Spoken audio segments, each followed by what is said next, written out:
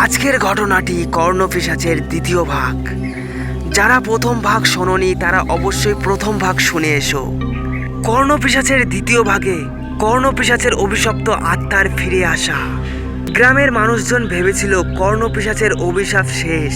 তান্ত্রিক রামদার সাধনায় তারা নিজেদের বাঁচিয়ে নিতে পেরেছিল, কিন্তু সেই শান্তি খুব বেশি দিন স্থায়ী হলো না। কয়েক মাস পরে আবারও অমাবস্যার রাত এলো, আর সেই রাতের সাথে ফিরে এলো এক অদ্ভুত আতঙ্ক। শিমুলতলায় বটগাছটা অনেক দিন ধরে শূন্য পড়েছিল, কেউ সেখানে যাওয়ার সাহস করেনি। কিন্তু সেই অমাবস্যার রাতে গ্রামের লোকেরা সেই গাছটার পাশ থেকে আবার সেই ভৌতিক আওয়াজ শুনল। প্রথমে আওয়াজটা খুব ধীরে শুরু হলো, কারো গলার আওয়াজ, যেন কেউ দূর থেকে কেঁদে ডাকছে। কিন্তু ধীরে ধীরে আওয়াজটা আরো জোরে হতে লাগলো। গ্রামের লোকেরা জানালো কর্ণপিশাচ ফিরে এসেছে। বিশান সিং গ্রামের মোড়ল হিসেবে দায়িত্ব নিলেন।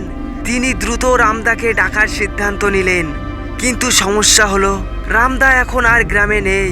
কর্ণপিশাচকে শেষ করার পর সে নিজেই গ্রাম ছেড়ে চলে গেছে।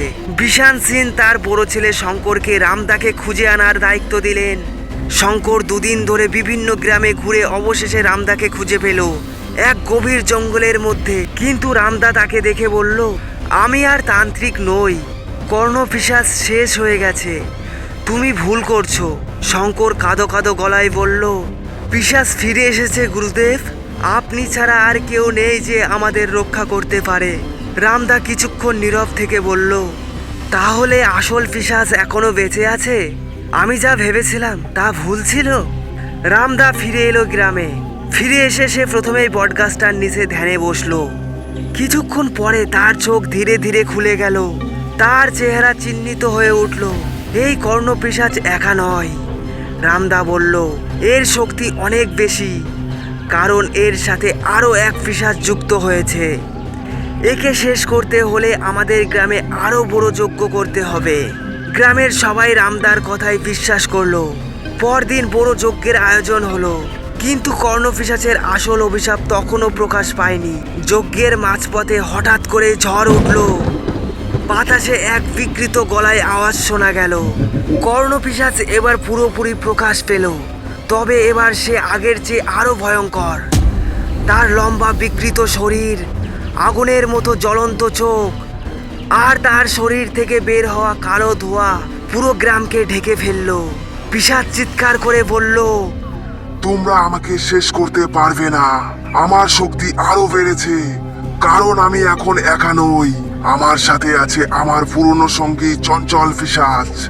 রামদা হতবাক হয়ে গেল। চঞ্চল পিশাচ আর কর্ণপিশাচ এক হয়ে এখন দুনিয়ার উপর প্রতিশোধ নিতে চায়।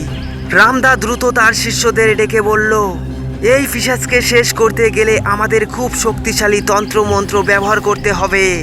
তবে এর জন্য প্রয়োজন হবে 3 জন শুদ্ধ মনের মানুষের সাহায্য। তারা মন্ত্র পাঠে আমাকে সাহায্য করবে। গ্রামের 3 জন সাহসী যুবক এগিয়ে এলো।